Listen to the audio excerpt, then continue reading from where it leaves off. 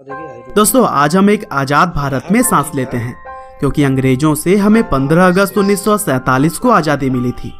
और दोस्तों, देश को आज़ाद कराने के लिए ना जाने कितने ही लोगों ने अपना जीवन तक न्यौछावर कर दिया था।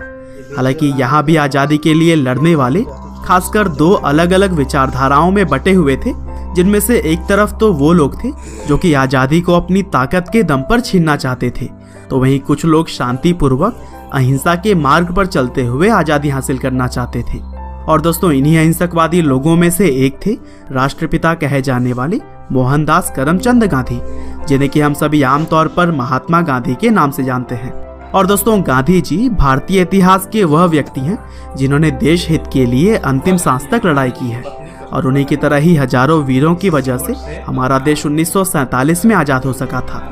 तो दोस्तों, आज के इस वीडियो में हम भारत के सबसे लोकप्रिय लोगों में से एक महात्मा गांधी के जीवन के बारे में जानेंगे कि किस तरह से आखिर अहिंसा के मार्ग पर चलने वाले गांधी जी ने अंग्रेजी हुकूमत को हिलाकर रख दिया था।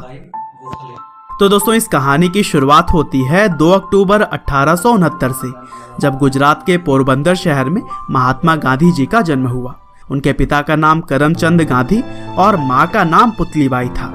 हालांकि भले ही गांधी जी पोरबंदर शहर में पैदा हुए थे, लेकिन जन्म के कुछ साल बाद ही उनका पूरा परिवार राजकोट में रहने लगा, और फिर गांधी जी की शुरुआती पढ़ाई भी वहीं से हुई थी। और दोस्तों, 9 साल की उम्र में पहली बार स्कूल जाने वाले गांधी जी शुरू से ही काफी शर्मीले थे, और वह बचपन से ही किताबों को अपना दोस्त मानते थे। और फिर आगे चलकर महज 13 साल की उम्र में ही उनकी शादी उनसे 1 साल बड़ी लड़की कस्तूरबा से हो गई। दरअसल भारत में उस समय शादियां काफी छोटी उम्र में ही हो जाया करती थी। हालांकि आगे चलकर जब गांधी जी करीब 15 साल के थे, तब उनके पिता का निधन हो गया, और फिर पिता के निधन के 1 साल बाद ही गांधी जी की पहली संतान भी हुई।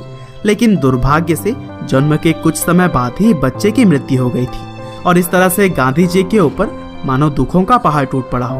हालांकि इन कठिन परिस्थितियों में भी गांधी जी ने खुद को संभाला, और फिर 1887 में अहमदाबाद से उन्होंने हाई स्कूल की पढ़ाई पूरी की, और फिर आगे चलकर कॉलेज की पढ़ाई करने के बाद से मावजी दवे जोशी जी की सलाह पर गांधी जी ने लंदन जाकर लॉ की पढ़ाई की। हालांकि 1888 में गांधी जी दूसरी बार पिता बने, और इसी वजह से